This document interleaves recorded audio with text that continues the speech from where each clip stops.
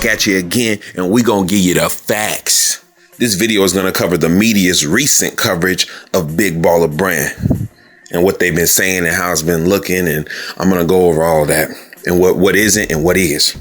First, now, Lonzo did an interview about the first pair of Big Baller Brand shoes. You mentioned your first game at UCLA. People hadn't quite realized what you guys could be. The gym was pretty empty. Right. Very different from your first game at Summer League.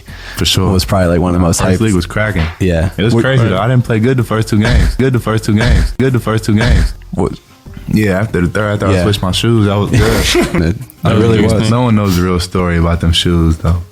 It was about them ZO2s I was playing in, they was not ready. They was not ready. Demo had a backpack and he had extra like 4 pairs of shoes in there. I had to switch them every quarter because they would just rip. So like that's if I had to say like the first 2 games, like the real truth is like, yo, you heard shoes it here. wasn't ready. And this is what the media turned it into. NBA baller Lonzo Ball is a complete fraud, and he admits it. Lonzo Ball admitted on air that he swindled his fans out of tons of money they spent purchasing the ZO2s. Stay tuned, you don't want to miss this story. Lonzo Ball went on teammate Josh Hart's Lighthearted podcast. Lonzo Ball revealed that he had to change his Big Baller Brand shoes after every quarter because they would rip. So do you think we're going to see, Dave, a different Lonzo Ball in proper footwear this season? Yeah, please. Now, are we watching the same interview? Am I watching the same thing that they're watching? Because clearly, Lonzo stated he was talking about his first 2 games of Summer League.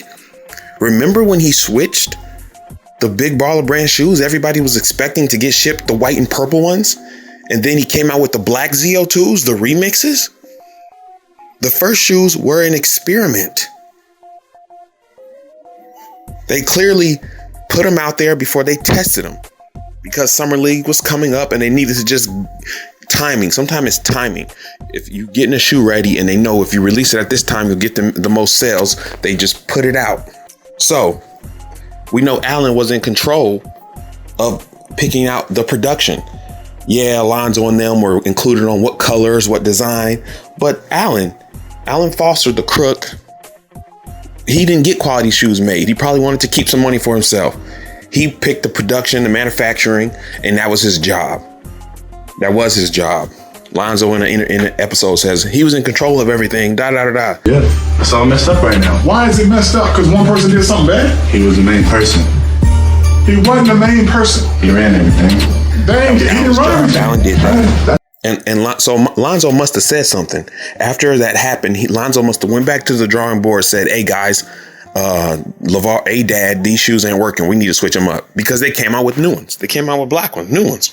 So you have that. Now, the other thing that is also a little bit strange is the Zoe logo is only here. Yeah. And in the original one, it was where in the back? Very big on the back, which I liked. So there were some very cool shots of him wearing it at Summer League that went out right away, of course, just because of the visibility that was there.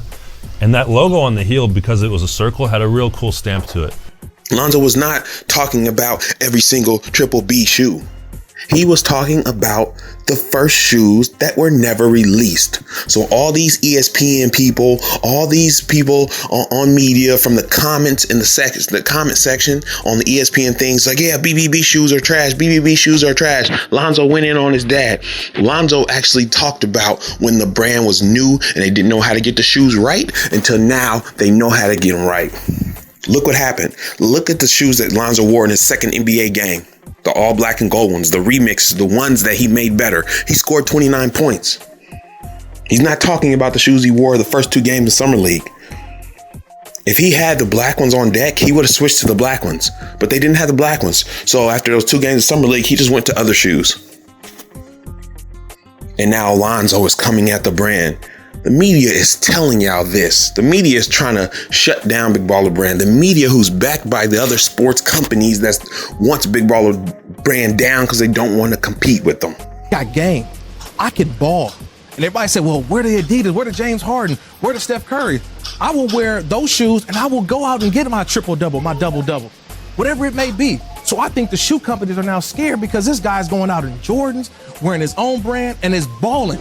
He is giving the NBA what we want to see. Where's Spike Lee at? Where's Spike Lee at? It's not the shoes. It is the shoes. And if I'm a brand, if I'm Nike, I got to get this guy because the more he goes out and continues to play better in somebody else's shoe, that loses money for their marketing. Now, next, on the Ball in the Family episode, the family had a business meeting about the brand. And Lonzo asked Lavar if he was willing to change the brand name. Check it out. I just want to know either you on or off. You can't be on the fence. Would you change the name? Hell no, I wouldn't change the name. I'm just saying from a marketing standpoint. From a marketing standpoint, regardless of what it is. I'm just saying, that's my opinion. I'm just asking the question. I'm just saying. Triple B is always going to be the name. On the fact that it also stands for the 3 Ball brothers. I'm not changing that at all. What's your opinion on that, Joe? I don't give a about his opinion. I just want to hear. But no, listen to me, son. When I come up with a name and then somebody tell me to change it, that's like me telling me to change your name. That's like people saying, oh, hey, change Lonzo's name to Alfonso on the fact that he's been damaged goods for the last 2 years. And after this heated conversation, the media turned it into this. And Lonzo Ball or Alfonso Ball. I ain't gonna lie. I'm gonna call him Alfonso Ball now from now on. That's pretty crazy. Because he has to change his name since he's damaged goods. Yeah. Well, that's what his father said. I realize the Bible says, honor thy father and thy mother. Yes. But what if thy father does not honor thee? Right? Yeah. Did he really honor you? He took advantage of you. Yes.